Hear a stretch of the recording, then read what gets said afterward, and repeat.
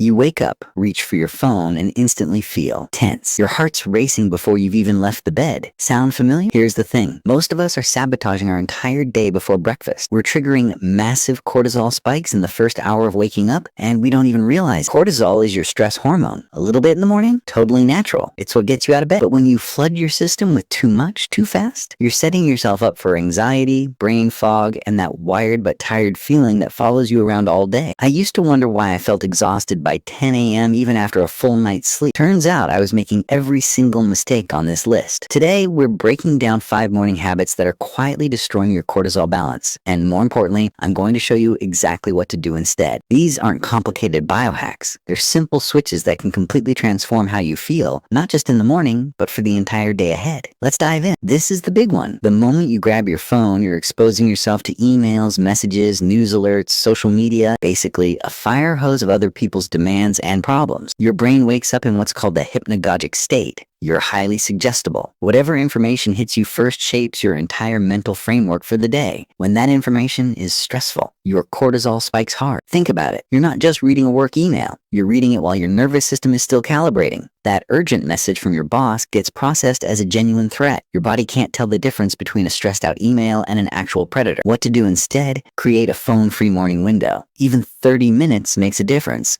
I keep my phone in another room overnight and don't touch it until I've had water, moved my body, and done something intentional for myself. It felt weird at first, almost like I was missing out. But here's what I discovered. Nothing is actually that urgent, and the world keeps spinning just fine while I ease into my day. When you wake up, your body's been fasting for 8 to 10 hours. Your blood sugar is low. And what does low blood sugar trigger? You guessed it, cortisol. Your body interprets low blood sugar as a survival threat, so it pumps out cortisol to release stored glucose and keep you functioning. Now, add coffee to the mix. Caffeine on an empty stomach amplifies cortisol production even more. You might feel energized for an hour, but then comes the crash, the jitters, the anxiety. I'm not saying skip coffee. I love coffee, but timing matters. What to do instead? Eat something with protein and healthy fats within an hour of waking up. Eggs, Greek yogurt, avocado toast, even a protein smoothie. Something that stabilizes your blood sugar. Then have your coffee 60 to 90 minutes after waking. By that point, your natural cortisol spike has already peaked and started to decline. You get the benefits of caffeine without the hormonal chaos. We've all been there. The alarm goes off and you hit snooze just one more time, then again and again. Here's the problem. Every time you drift back to sleep and get jolted awake, you're confusing your circadian rhythm. Your body doesn't know if it's time to wake up or keep sleeping. Each snooze cycle triggers a fresh cortisol release. By the time you actually get out of bed, you've put your body through multiple stress responses. You're already exhausted before the day begins. What to do instead? Put your alarm across the room. Seriously. It forces you to physically get up, and once you're standing, it's much easier to stay awake. Also, go to bed 30 minutes earlier. I know, groundbreaking advice, but most people hit snooze because they're genuinely sleep deprived. If you need 8 hours, give yourself 8 hours. One alarm, one wake up. Let your body follow its natural rhythm. Exercise is great.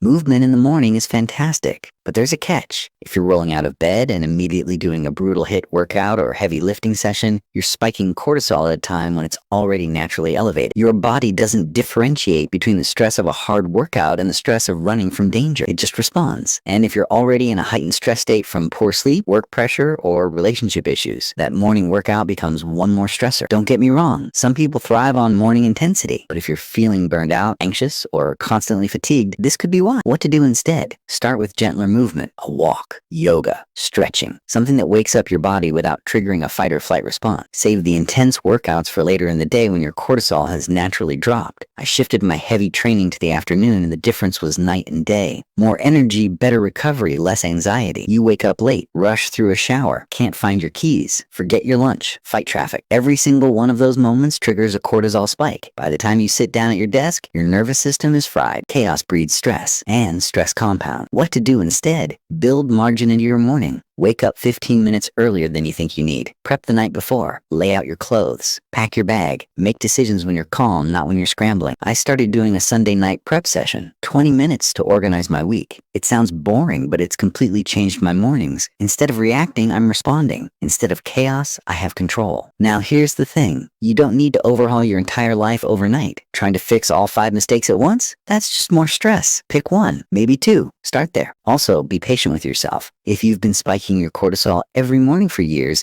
it's going to take time for your body to recalibrate. You might not feel amazing on day one. That's normal. And one more warning, don't become obsessive about this. The goal isn't a perfect morning. It's a calmer, more intentional start. If you check your phone one day, you're not ruined. Just notice it and adjust tomorrow. Progress, not perfection. Let's recap. 5 morning mistakes that spike cortisol. 1. Checking your phone immediately. Give yourself a buffer. 2. Skipping breakfast or coffee on an empty stomach. Eat protein and fats first. 3. Hitting snooze repeatedly. 1 alarm, 1 wake up. 4. Jumping into an exercise. Start gentle, go hard later. 5. Starting your day in chaos. Build margin, prep the night before. Small changes, big impact. Here's my challenge for you. Pick one mistake from this list and fix it tomorrow morning. Just one. Notice how you feel. Notice the shift. And if this video helped you, hit that like button. Subscribe if you want more content on productivity, health, and doing life better. I've got a whole series coming on managing stress, optimizing sleep, and building routines that actually stick. Your mornings set the tone for everything. Protect them, prioritize them, and remember, you're not just surviving the day, you're designing it. I'll see you in the next one.